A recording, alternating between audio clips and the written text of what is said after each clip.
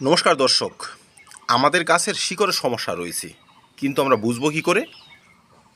শিকড়ের সমস্যার লক্ষণগুলো কি কি? শিকড়ের সমস্যা হলে কখন তার চিকিৎসা সারতে হবে, কী ধরনের চিকিৎসা সারতে হবে? সর্বশেষে গাছকে রিপোর্ট না করে শিকড়ের চিকিৎসা সারবো কীভাবে? তো চলুন দর্শক, ছোট্ট একটি ভিডিওটি কন্টিনিউ করি।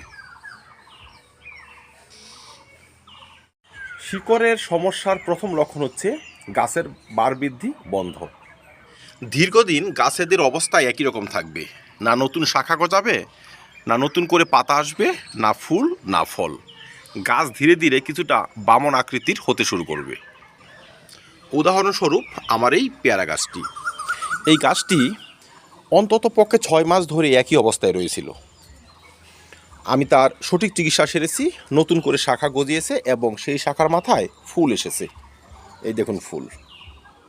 তো দর্শক, যে সমস্ত গাছের বার বৃদ্ধি প্রায় সম্পূর্ণই বন্ধ, তাদের রয়েছে শিকড়ের কঠিন সমস্যা। শিকড়ের সমস্যার দ্বিতীয় লক্ষণ হচ্ছে শাখা এমন শুকিয়ে যাওয়া বা ডাল মরা রোগ, যাকে আমরা ডাইব্যাক বলি। পাতা ঝরে যাবে, ডালের অগ্রভাগ শুকিয়ে যাবে, ফুল ফল আসা বন্ধ হয়ে যাবে। 3 নম্বরে হচ্ছে গাছে হয়তো প্রচুর পরিমাণে ফুল এসেছিল, কিন্তু সেই পরিমাণে গুটি দাঁড়াচ্ছে না বা গুটি হলুদ হয়ে ঝরে গিয়েছে, সেই সঙ্গে কচি পাতা পুড়ে গিয়েছে এবং পাতাও ঝরে গিয়েছে। 4 নম্বরে হচ্ছে পাতা পোড়ার সমস্যা। পেয়ারা, আম বা জামরুলের মতো গাছের পাতা পোড়ার প্রধান কারণ হচ্ছে তার শিকড়ে ভয়াবহ সংক্রমণ, আর তার ফলেই নতুন করে শাখা গজানো বন্ধ হয় বা নতুন শাখা বেরোলে সেই শাখাগুলো পুড়ে যায়, ঝলসে যায়, ফুল ফল আসা বন্ধ হয়ে যায়। লেবু জাতীয় গাছের যদি শিকড়ের সমস্যা হয়, তবে সম্পূর্ণ ফল ঝরে যাওয়া, গাছের পাতা হলুদ হয়ে যাওয়া এবং ফল না আসার মতো সমস্যাগুলো ফুটে ওঠে। ডালিম, বেদানা এই সমস্ত গাছের ডাল শুকিয়ে যাওয়া রোগটি খুব দেখা যায়।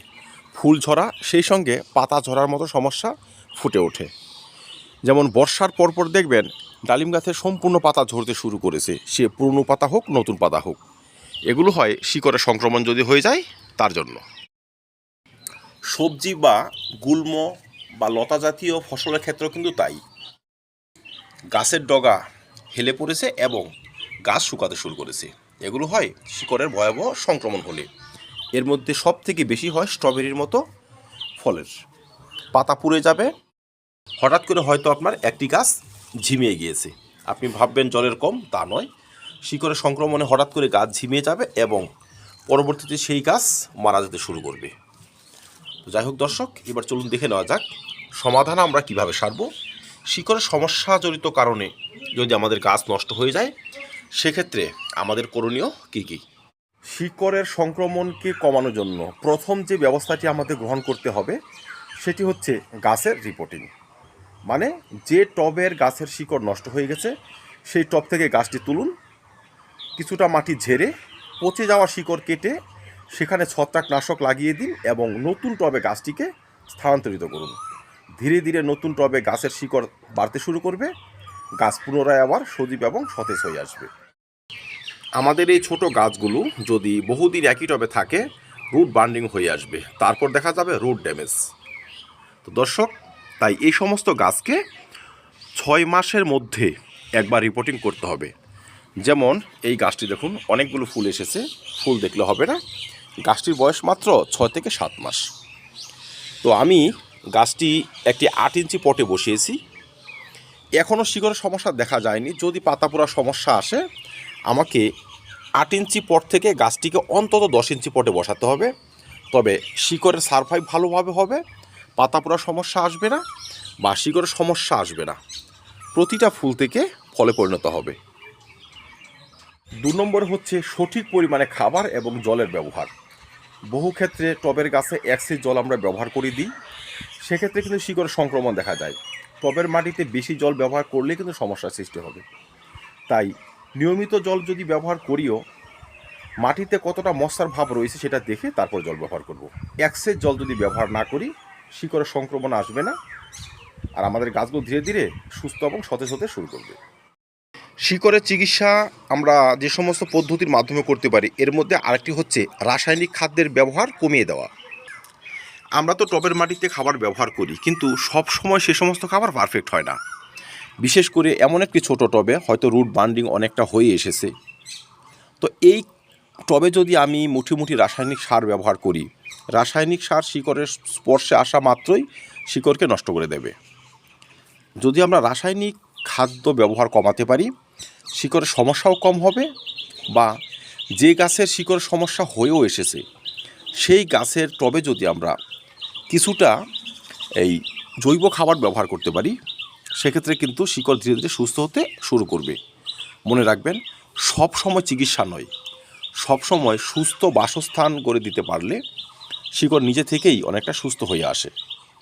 ধীরে ধীরে সে নতুন শিকড় ছাড়তে শুরু করবে, সমস্যাকে কাটিয়ে উঠতে শুরু করবে, গাছ আবার স্বাভাবিক হয়ে আসবে। যে সমস্ত জৈব খাবারগুলো শিকড়কে সুস্থ রাখে, সতেজ রাখে, এদের মধ্যে একটি হচ্ছে গোবর সার, দ্বিতীয় হচ্ছে সব ধরনের পাতা পচা সার, এবং পটাশিয়াম হিউমেটের মতো খাদ্য যদি আমরা মাটিতে ব্যবহার করি, শিকড়গুলো সুস্থ থাকবে, সতেজ থাকবে। যে গাছের শিকড় নষ্ট হয়ে গিয়েছে কিছুটা, সেই গাছও যদি আমরা জৈব সারের সঙ্গে পটাশিয়াম হিউমেট ব্যবহার করি, শিকড় সতেজ হয়ে আসবে। শিকড় সুস্থ করার আরেকটি পদ্ধতি হচ্ছে ক্যালসিয়ামের ব্যবহার, বা মাটিকে কমপ্যাক্ট হওয়ার হাত থেকে রক্ষা করা। দর্শক, অনেক সময় কি একটি গাছ হয়তো আপনি রিপোর্ট করতেই পারলেন না, ঠিকমতো রিপোর্ট করা সম্ভব হয়ে আসছে না, গাছে এখন ফুল রয়েছে, রিপোর্ট করলে সেই সমস্ত ফুল ঝরে যাবে। যেমন আমার এই পেয়ারা গাছটি, এখন রিপোর্ট করলে এই সমস্ত পেয়ারার কোনো গ্যারান্টি নেই, ফল হবে না।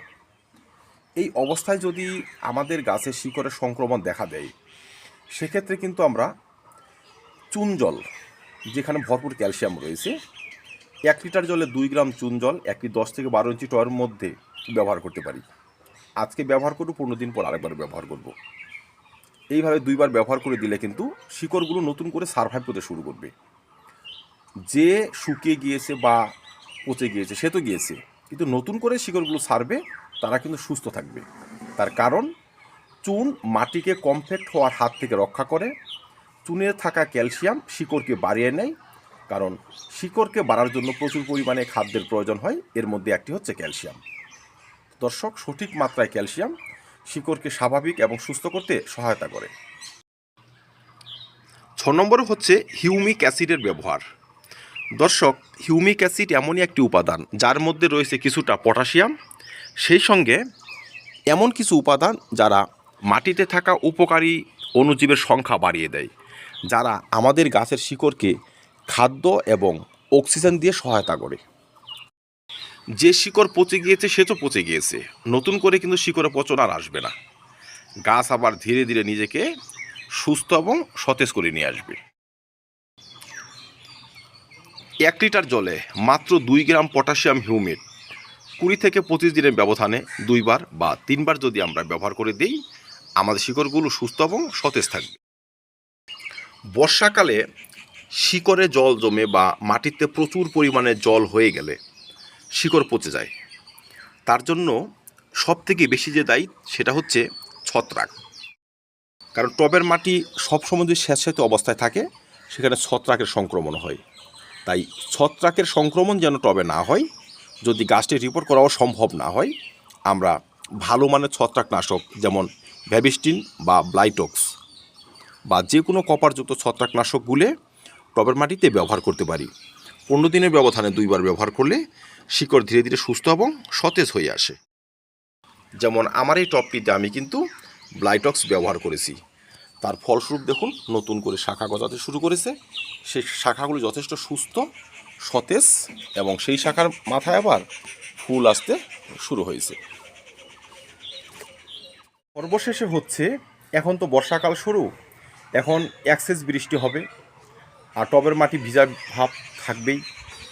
তো ভিজা ভাব থাকলেই আপনার এই শিকড় পচতে শুরু করবে, গাছের পাতা ঝরে যাবে, হঠাৎ করে পাতা হলুদ হয়ে যাবে, গাছের ডগা নেতিয়ে পড়বে।